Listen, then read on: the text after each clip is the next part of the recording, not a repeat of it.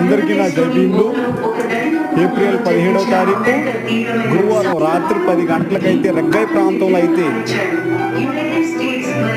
బహుజన unit form ఈ ఆధ్వర్యంలో జరిగిన ఈ 134వ డాక్టర్ బిఆర్ అంబేద్కర్ వారి జయంతి అయితే కోయిట్ ప్రాంతంలో చాలా అద్భుతంగా చాలా ఘనంగా అయితే జరిగింది.